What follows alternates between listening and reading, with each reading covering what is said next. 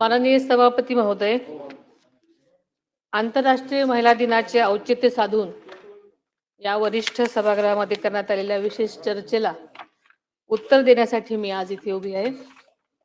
महिला दिनाच्या निमित्तानं या चर्चेच्या माध्यमातून एक चांगली संधी उपलब्ध करून दिल्याबद्दल मी माननीय सभापती महोदयांचे मनापासून आभार मानते. काल वरिष्ठ सभागृहामध्ये अनेक सन्माननीय सदस्यांनी सहभाग नोंदवला. त्यामध्ये श्रीमती मनीषाताई कायंदे, श्रीमती चित्राताई वाघ, श्री अभिजितजी वंजारी, श्री प्रवीणजी दरेकर, श्री अरुणजी लाड, श्रीमती उमाताई खापरे, तसेच श्री अमोलजी मिटकरी, श्री सचिनजी आहेर, श्रीमती नीलमताई गोरे यांनी या सन्माननीय सदस्यांनी आपापल्या भावना व्यक्त केल्या. त्यानिमित्ताने त्यांनी काही चांगल्याही सूचना मांडल्या. महिलांच्या महत्त्वाच्या प्रश्नांकडे सभागृहाचं लक्ष वेधलं. त्याबद्दल सर्व सदस्यांचं मी मनापासून आभार मानते. या सभागृहाला महिला सदस्यांसोबतच पुरुष सदस्यांनीही आपापल्या भावना व्यक्त केल्या. त्याबद्दल त्यांचेही मी विशेष आभार मानते. या निमित्तानं महिलांच्या सक्षमीकरणासंदर्भात सभागृहातील अनेक सन्माननीय सदस्यांनी अतिशय महत्त्वाचे आणि विधायक मुद्दे मांडले. त्यामुळे शासन या सर्व सूचनांचा सकारात्मक विचार करेल असं मी सभागृहाला सुरुवातीलाच आश्वस्त करते. सभापती महोदय, 8 मार्च हा दिवस जगभरात आंतरराष्ट्रीय महिला दिन म्हणून साजरा करण्यात आला.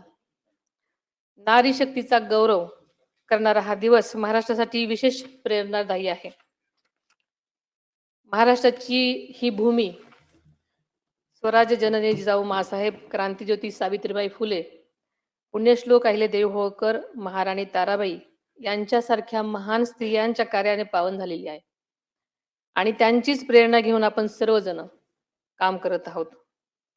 आंतरराष्ट्रीय महिला दिनाचे औचित्य साधून मी अत्यंत महत्त्वाची शासनाची आज घोषणा आपल्यासमोर करते आहे.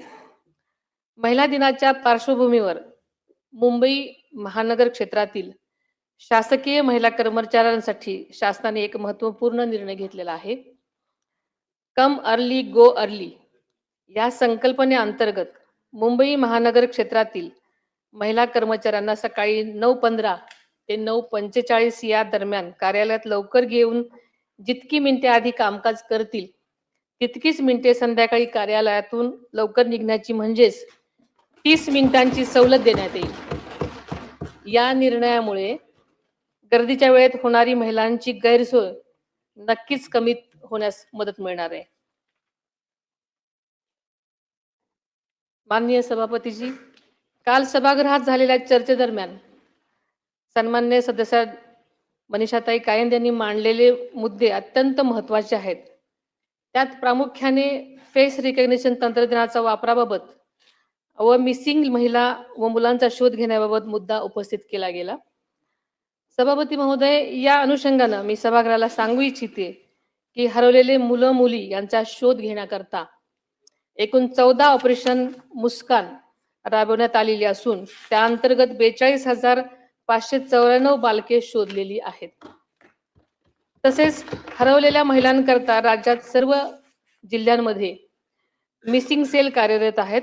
या अंतर्गत ऑपरेशन शोध 1 व 2 अशा विशेष मोहिमा राबवण्यात येऊन यामध्ये एकूण हरवलेल्या 5,066 महिला आणि 2,771 बालकांचा शोध घेण्यात आलेला आहे आणि इथून पुढेही आम्ही या मोहिमा प्रभावीपणे चालवू याची शाश्वती आपल्याला देते. आणि सभापती महोदय, त्याचप्रमाणे छत्रपती शिवाजी महाराज टर्मिनस, चर्चगेट आणि बोरिवली स्टेशन या ठिकाणी रेल्वे मार्फत सायबर क्राईम रोखण्यासाठी ही यंत्रणा उभा केलेली आहे. त्याचप्रमाणे महिलांच्या प्रश्नाबाबत राज्य शासनाने 51 भरोसा सेल कार्यान्वित केले असून त्यामार्फत त्यांच्या समस्यांचे निराकरण केले जात आहे. सभापती महोदय, राज्य परिवहन महामंडळात मार्फत बस स्थानकांवर CCTV प्रणालीही कार्यान्वित करण्यात आली असून त्याद्वारे पोलीस विभागास CCTV फुटेज उपलब्ध होणार आहे आधुनिक तंत्रज्ञानाचा प्रभावी वापर करून गुन्हेगारावर कारवाई करण्यात येत आहे. तसेच सन्माननीय सदस्या श्रीमती चित्राताई वाघ यांनी महिलांविषयी समाजाच्या मानसिकतेत बदल होण्याची आवश्यकता अधोरेखित केलेली आहे. शासनाने लाडकी बहीण, नमो महिला सक्षमीकरण, लेक लाडकी, अन्नपूर्णा, लखपती दीदी यासारख्या योजनांद्वारे महिलांचे आर्थिक सक्षमीकरण करण्यासाठी प्रयत्न सुरू ठेवलेले आहेत. तसेच मॅट्रिमोनी वेबसाईटवरील फसवणूक रोखण्यासाठीही आवश्यक कायदेशीर उपाययोजना करण्याचा शासनाचा प्रयत्न आहे. महिला व बालविकास विभागाच्या अधिपत्याखालील क्षेत्रीय कार्यालयांच्या सुधारित आकृतीबंधास उच्चस्तरीय समितीने मान्यता दिलेली आहे. सदर सर्व रिक्त पदे मंत्रिमंडळाच्या मान्यतेनंतर भरण्यात येतील. अध्यक्ष महोदय, सन्माननीय सदस्य श्री अभिजितजी वंजारी यांनी महिलांसाठी ठोस कृती आराखडा तयार करण्याची गरज मांडली. हरवलेल्या मुलींचा शोध घेण्यासाठी विशेष मोहिमा राबविणे, अंगणवाडी सेविका व मदतनीस यांच्या मानधनीचा प्रश्न, तसेच अंगणवाडी केंद्रामधील पायाभूत सुविधा सुधारण्याबाबत शासन सकारात्मकपणे विचार करेल. लाडकी बहीण योजनेच्या अधिक प्रभावी अंमलबजावणीसाठीही शासन कटिबद्ध आहे. अध्यक्ष महोदय, एकात्मिक बाल विकास सेवा योजना या केंद्र पुरस्कृत योजनेअंतर्गत अंगणवाडी सेविका व मदतनीस ही पदे मानधनी तत्वावर असून केंद्र व राज्य शिष्याचे प्रमाण 60-40 असून राज्य शासनाकडून अतिरिक्त मानधन देण्यात येते. तसेच कामाच्या आधारे त्यांना प्रोत्साहन भत्ताही देण्यात येतो. राज्यातील 17,254 अंगणवाडी केंद्रांना पिण्याच्या पाण्याची सुविधा उपलब्ध करून देण्यात आलेली आहे. सन्माननीय सदस्य श्री प्रवीणजी दरेकर यांनी महिलांच्या आर्थिक सक्षमीकरणासाठी विविध योजना आणि कर्ज सुविधांचा उल्लेख केला. महिला शेतकऱ्यांना अधिक हक्क मिळावेत, त्यांना त्यांच्या उत्पादनांना योग्य बाजारपेठ मिळावी आणि महिलांच्या उद्योजकतेला चालना मिळावी यासाठी शासन संबंधित विभागांतर्फे मार्फत प्रयत्न करत आहे आणि पुढेही त्यासाठी विशेष धोरणात्मक पावले उचलली जातील. आशियाई विकास बँकेमार्फत अर्थसहाय्यित मॅग्नेट प्रकल्पामध्ये 156 प्रशिक्षण कार्यक्रमांद्वारे 29,850 शेतकऱ्यांना प्रशिक्षण देण्यात आले असून त्यामध्ये महिलांचा मोठा सहभाग आहे. अध्यक्ष महोदय, त्याचप्रमाणे प्राधान्याने निर्यात विषयक प्रशिक्षण महिलांना दिले जाते. राज्यामध्ये मार्केटिंगची सुविधा उपलब्ध करून देण्याची उमेद मॉल, उमेद मार्ट आणि महालक्ष्मी सरस सारखे उपक्रम राबवण्यात येत आहेत. त्याचप्रमाणे बचत गटांची नोंदणी Amazon, फ्लिपकार्ट इत्यादी ऑनलाईन प्लॅटफॉर्मवर उत्पादने विक्रीसाठी उपलब्ध करून दिली जात आहेत. सन्माननीय सदस्य श्री अरुणजी लाड यांनी महिलांच्या आरोग्य सेवा, शिक्षण आणि स्वच्छतेच्या सुविधांबाबत अत्यंत महत्त्वाचे मुद्दे मांडलेले आहेत. याबाबत मी सांगू इच्छिते की राज्य शासन सार्वजनिक आरोग्य विभाग व वैद्यकीय शिक्षण विभागातर्फे महिलांच्या आरोग्याच्या दृष्टीने प्रभावीपणे कारवाई करत आहे. महिलांच्या आर्थिक स्वावलंबनाच्या अनुषंगाने माझे शासन लाडकी बहीण, लखपती दीदी योजनांमार्फत कारवाई करत आहे. सभापती महोदय, सन्माननीय सदस्य श्रीमती उमाताई खापरे यांनी आंतरराष्ट्रीय महिला दिनाच्या निमित्तानं विविध क्षेत्रांमध्ये महिलांचे वाढते योगदान अधोरेखित केले. तसेच मुख्यमंत्री माझी लाडकी बहीण या योजनेमुळे महिलांचे आर्थिक सक्षमीकरण होत असल्याचे नमूद केले आणि ही एक आनंदाची बाब आहे. एकात्मिक बाल विकास या योजनेमध्ये राज्यामध्ये पूरक पोषण आहार कार्यक्रमाच्या अंतर्गत बालके, गरोदर महिला, स्तनदा माता, कुपोषित बालके इत्यादींसाठी पोषक आहारांचा समावेश करण्यात आलेला आहे. महिलांच्या पोषण आहाराच्या गुणवत्तेत सुधारणा करण्याची गरजही त्यांनी मांडली. त्याबाबत शासन योग्य ती पावले उचलत आहे. सन्माननीय श्री अमोलजी मिटकरी यांनी महिला आयोग मजबूत करण्यासाठी रिक्त पदे भरणे, महिलांवरील अत्याचारावर कठोर कारवाई करणे, महिला बचत गटांना बाजारपेठ उपलब्ध करून देणे आणि महिलांच्या आरोग्य शिक्षणाच्या सुविधा वाढवण्याबाबत महत्त्वपूर्ण सूचना केलेल्या आहेत. याबाबत सविस्तर माहिती मी यापूर्वीच सभागृहाला दिली आहे. तसेच एकात्मिक बाल विकास योजनेमार्फत 1,10,664 अंगणवाडी केंद्राच्या माध्यमातून राज्यात गरोदर महिला, स्तनदा माता यांना पोषक आहार पुरवण्यात येत आहे. सभापती महोदय, सन्माननीय सदस्य श्री सचिनजी आहिर यांनी महिलांसाठी केंद्र आणि राज्य शासनाच्या विविध योजनांची प्रभावी अंमलबजावणी तळागाळापर्यंत पोहोचण्याची गरज अधोरेखित केलेली होती. महिलांवरील अत्याचार रोखण्यासाठी फास्ट ट्रॅक न्यायालय आणि सुरक्षा व्यवस्था अधिक सक्षम करण्याच्या सूचना केलेल्या आहेत. महिलांवरील औद्योगिक क्षेत्रामध्ये महिलांचे वाढते योगदान, तसेच अंगणवाडी सेविका, घरेलू कामगार, कोळीवाड्यातील आणि फेरीवाल्या महिलांच्या प्रश्नाकडेही लक्ष वेधलेले आहे. याबाबत मी सभागृहाला सांगू इच्छिते की माझे शासन महिला, आर्थिक विकास महामंडळ, उमेद इत्यादींच्या माध्यमातून महिलांचे सक्षमीकरण करण्याची कारवाई करत आहे. तसेच घरेलू महिला कामगारांच्या बाबत शासन आग्रही आहे. आतापर्यंत जवळपास 5,000 महिलांना घरगुती भांड्यांचे संच वाटप करण्यात आलेले आहेत. आर्थिकदृष्ट्या दुर्बल महिलांना शासनाचा आधार मिळावा, तसेच मतिमंद मुलांच्या मातांना प्रशिक्षण देऊन सेविका म्हणून संधी देण्याची सूचनाही केलेली आहे. या सर्व सूचनांचा शासन गांभीर्यपूर्वक विचार करून आवश्यक त्या उपाययोजना नक्कीच करेल. उपसभापती तथा सन्माननीय सदस्या डॉक्टर नीलमताई गोरे यांनी राज्याच्या 4थ्या महिला धोरणासाठी सर्व विभागांनी प्रभावी कृती आराखडा तयार करून अंमलबजावणी करावी अशी अपेक्षा व्यक्त केलेली आहे. एकल महिलांच्या समस्यांवर राज्य शासनाने सर्वेक्षण करून विशेष उपाययोजना कराव्यात अशी ही मागणी केलेली आहे. आदरणीय दादांनी सुद्धा एकल महिलांच्या समस्या सोडवण्यासाठी वेळोवेळी बैठक घेऊन आवश्यक त्या सूचना संबंधितांना केल्या होत्या. याचा उल्लेख अर्थसंकल्पीय भाषणात सुद्धा माननीय मुख्यमंत्री महोदयांनी केलेला होता. महाराष्ट्राचे 4थे महिला धोरण लागू करण्यात आलेले आहे. हे धोरण लवचिक स्वरूपाचे असून त्यामध्ये काळानुरूप बदल करण्याची तरतूद करण्यात आलेली आहे. या धोरणाच्या प्रभावी अंमलबजावणीसाठी उच्चस्तरीय समिती गठीत करण्यात आली असून विभागनिहाय कोणत्या विभागानं किती दिवसात कारवाई करावयाची आहे याबाबत तरतूद करण्यात आलेली आहे. ग्रामीण भागातील महिलांचं जीवन अधिक सुकर व्हावं या उद्देशाने राज्याचे प्रथमच आदिशक्ती अभियान राबवण्यात येत आहे.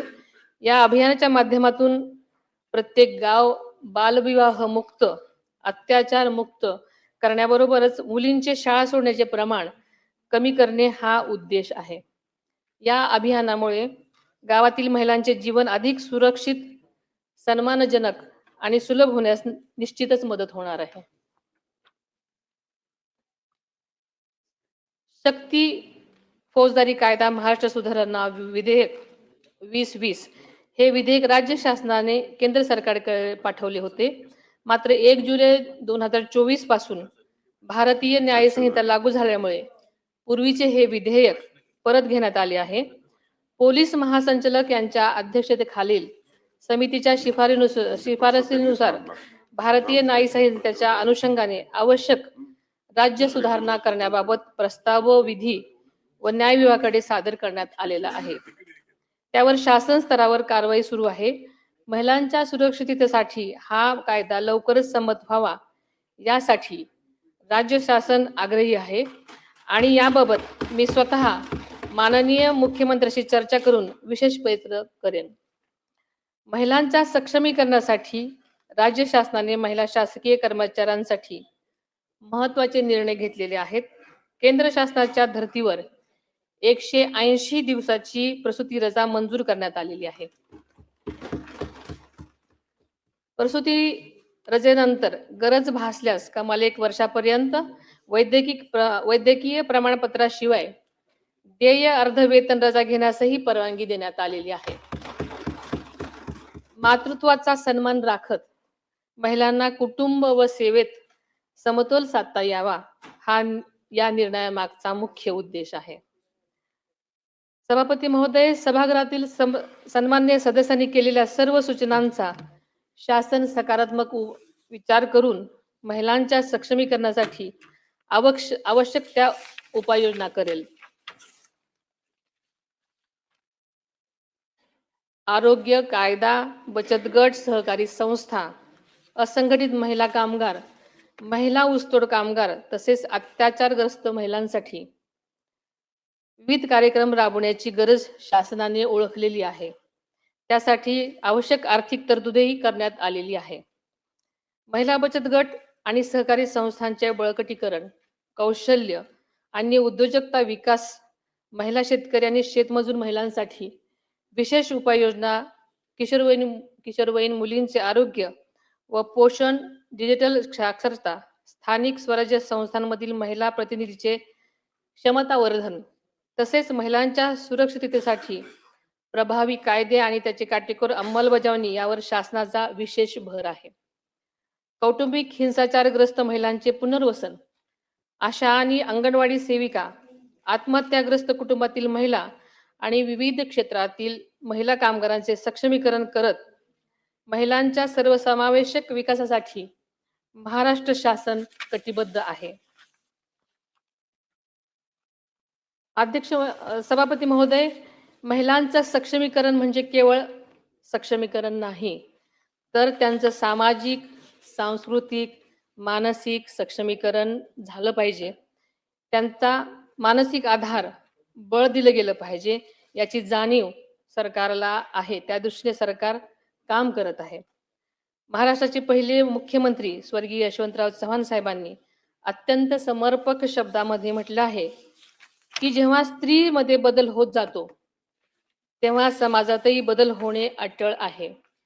समाज बदलाची प्रतिक्रिया ही स्त्रीच्या बदलात प्रतिबिंबित होत असते. त्यामुळे स्त्री ही समाज बदलाची इंडेक्स असते. आदरणीय चव्हाण साहेबांच्या विचारामध्ये समाज परिवर्तनाचं अत्यंत गहन तत्व दडलेलं आहे. यंदाचे वर्ष आंतरराष्ट्रीय महिला शेतकरी वर्ष म्हणून साजरं केलं जात आहे. शेती आणि ग्रामीण अर्थव्यवस्थेमध्ये महिलांचे योगदान पूर्वीपासूनच अत्यंत मोलाचं आणि महत्वाचं आहे. शेतीतील मेहनत, कुटुंबाची जबाबदारी आणि समाजातील भूमिका या तिन्ही स्तरावर महिला उत्कृष्टपूर्वक काम करत असतात.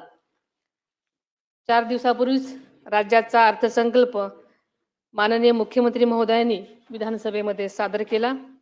त्या अर्थसंकल्पामध्ये महिलांच्या सर्वांगीण विकासासाठी आणि सक्षमीकरणासाठी मोठ्या प्रमाणात तरतुदी करण्यात आल्या आहेत. त्याबद्दल मी मनापासून त्यांचे आभार मानते. राज्याचे दिवंगत उपमुख्यमंत्री आदरणीय अजितदादा पवार यांनी सुद्धा महिलांच्या उन्नतीसाठी सातत्यानं काम केलं. संकल्प सादर करण्यासाठी त्यांची जोरदार तयारी सुरू होती.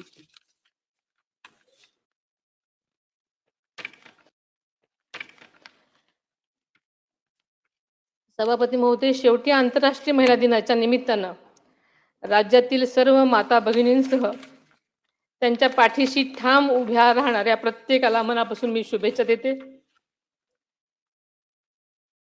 महिलांच्या सक्षमीकरणासाठी महायुती सरकार कटिबद्ध असल्याची ग्वाही देते.